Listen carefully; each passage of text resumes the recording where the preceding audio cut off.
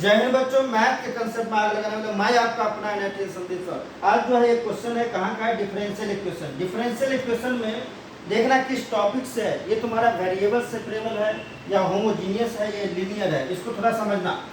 देखना variable separable, यहाँ पे क्या मैं वेरिएबल को सेपरेट कर सकता हूँ? क्या वेरिएबल सेपरेट नहीं हो सकता है। अगर मैं इसको इधर प्रोडक्ट कर रहा हूँ तो ये एक्स वाई डी वाई के साथ चिपका रहेगा, डी एक्स एक्स वाई के साथ चिपका रहेगा, मतलब एक्स और वाई तुम्हारा सेपरेट नहीं हो सकता है।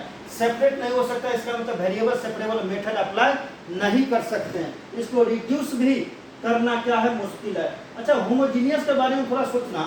ये होमोजीनियस डिफरेंशियल इक्वेशन है क्या? होमोजीनियस डिफरेंशियल इक्वेशन होता है क्या? पहली बात तो होमोजीनियस फंक्शन समझना। होमोजीनियस फंक्शन क्या होता है? कोई भी फंक्शन तुम्हारा एक्स वाई ये तुम्हारा होमोजीनियस होगा या होमोजीनियस कहलाएगा कब? जब मैंने x के जगह लैम्डा x पुट करूंगा, यानी x को लैम्डा x से रिप्लेस और y को लैम्डा y से रिप्लेस करूंगा। रिप्लेस करने के बाद तुम्हारा क्या कि लैम्डा टाइम्स ऑफ वही फंक्शन रिटर्न आ जाए, है ना। यानी ये इक्वल टू तुम्हारा क्या हो जाएगा, यानी f ऑफ लैम्डा x और तुम्हारा lambda y equal to lambda to the power n f of x y आ जाएगा।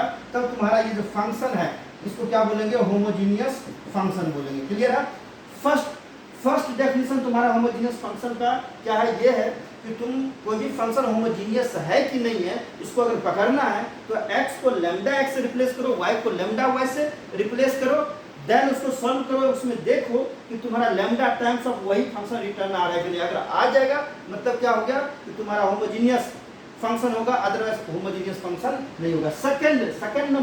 सेकंड डेफिनेशन समझना कि होमोजीनियस फंक्शन में तुम्हारा फंक्शन जो है जितना टर्म होगा, प्रत्येक टर्म का अगर डिग्री सेम रहेगा तो तुम्हारा क्या होगा? होमोजीनियस फंक्शन होगा। क्लियर है क्या? इसी तरह होमोजीनियस इक्वेशन का भी बात किया जा सकता है। तो होमोजीनियस फंक्शन समझ में आ गया। अगर होमोजीनियस फंक्शन समझ में आ गया तो फिर होमोजीनियस डिफरेंशियल इक्वेशन का आप समझो। सुनो, ये तुम्हारा होमोजीनियस डिफरेंशियल इक्वेशन होगा कब? जब तुम्हारा न्यूमरेटर में जो फंक्शन है तो न्यूमरेटर का फंक्शन होमोजीनियस होना चाहिए, डिनोमिनेटर का फंक्शन होमोजीनियस होना चाहिए और दोनों का डिग्री सेम होना चाहिए। तभी ये इक्वेशन क्या है? होमोजीनियस डिफरेंशियल इक्वेशन कहलाएगा, अदरवाइज नहीं कहलाएगा। क्लियर है क्या? अरे नया समझ में मैंने बोला क्या कि dy बाई डी एक्स है इक्वल टू, मैंने बोला f1 xy अपॉन f ये phi1 xy और phi2 xy। ये भी फंक्शन तुम्हारा होमोजीनियस हो जाए, ये भी फंक्शन होमोजीनियस, ये भी फंक्शन होमोजीनियस है, दोनों का डिग्री क्या? डिग्री दोनों का सेम हो जाए। क्लियर है क्या? तब तुम्हारा जो डिफरेंशियल इक्वेशन होगा होमोजीनियस डिफरेंशियल इक्वेशन का, अदरवाइज नहीं होगा। यहाँ देखना, ये तुम्हारा अपर न्यूमरेटर में जो फंक्शन है ये तुम्हारा होमोजीनियस है क्या? यस, प्रत्येक टर्म का डिग्री 1 है, मतलब होमोजीनियस है। डिनोमिनेटर का फंक्शन भी होमोजीनियस है और दोनों का डिग्री क्या है? सेम है। इसका मतलब ये तुम्हारा क्या हो गया? ये होमोजीनियस डिफरेंशियल इक्वेशन हो गया। अगर होमोजीनियस डिफरेंशियल इक्वेशन पकड़ में आ गया तो उसका मेथड अप्लाई करो, सॉल्व करो, आंसर तक पहुंच जाए। क्लियर है क्या? तो मुझे ये तो पता चल गया कि ये तुम्हारा होमोजीनियस डिफरेंशियल इक्वेशन है। अगर होमोजीनियस डिफरेंशियल इक्वेशन है तो सॉल्व करेंगे तो यहाँ पे पुट कर दो y।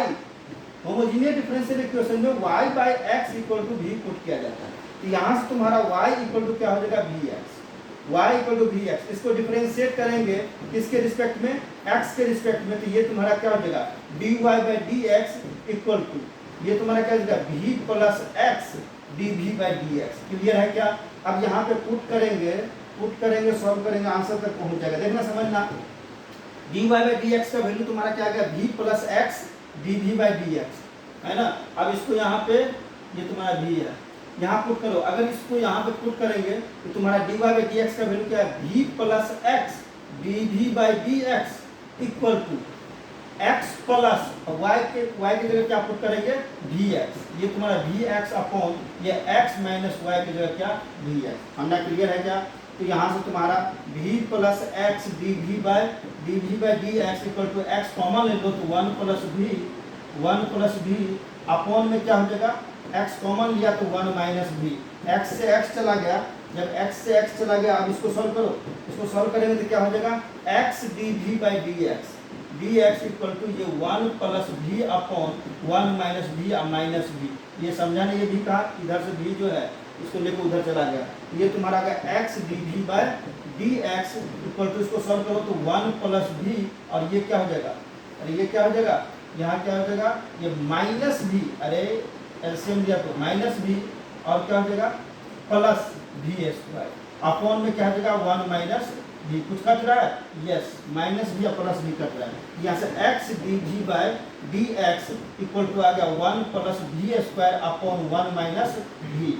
अब तुम्हारा क्या वेरिएबल कौन कौन है इसमें, वेरिएबल दो है, कौन कौन, एक्स और v, तो दोनों को सेपरेट करो, सेपरेट करके इंटीग्रेट कर दो, है ना, क्वेश्चन खत्म हो जाएगा। तो दोनों को सेपरेट करो, v वाली टर्म को एक साइड करो, तो ये क्या हो जाएगा 1 minus V upon 1 plus V square, 1 plus V square, और क्या है डी वी इक्वल टू इधर 1 बाय एक्स और डी, ये समझा ना, ये समझाने में कैसे हुआ, ये 1 बाय एक्स और डी एक्स, अरे ये x इधर देगा तो 1 बाय एक्स और dx उधर देगा तो dx, दे रहा है क्या मल्टीप्लाई में, ये टर्म इधर आएगा तो ये न्यूमरेटर और डिनोमिनेटर।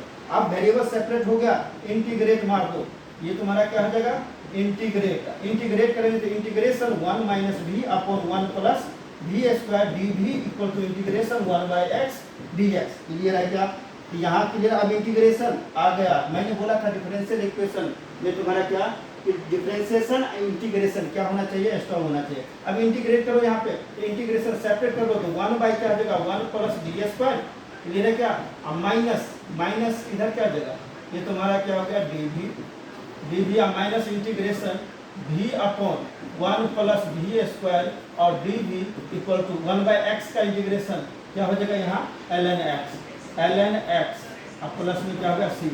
अब देखो यहाँ पे 1 by 1 plus V square, 1 by 1 plus V square तुम्हारा क्या हो जाएगा कि तुम्हारा ये 1 बाई 1 प्लस एक्स स्क्वायर का इंटीग्रेशन क्या होता है tan इनवर्स x, ये तुम्हारा क्या होगा tan इनवर्स v, इसका इंटीग्रेशन हो गया tan इनवर्स v माइनस क्या इसमें देखना नीचे का क्या है डेरिवेटिव न्यूमरेटर में बैठा हुआ क्या, अच्छा डिनोमिनेटर का अगर डेरिवेटिव न्यूमरेटर में बैठा है तो तुम तो डायरेक्ट आंसर बोल सकता है क्या, इसको टी पुट कर देना, बस सब्स्टिट्यूट करके सॉल्व कर लेना, तो क्या हो जाएगा तुम्हारा, अगर इसको डिफरेंशिएट करेंगे तो 2 आएगा, 2 भी डी एक्स, उधर तुम्हारा 1 बाई 2 है ना, तो 1 बाई 2 तुम्हारा हो जाएगा क्या 1 by 2 ln 1 plus V square, clear है क्या, ln 1 प्लस भी स्क्वायर है ना, इक्वल टू इधर ln x प्लस में क्या हो जाएगा c, क्लियर है क्या।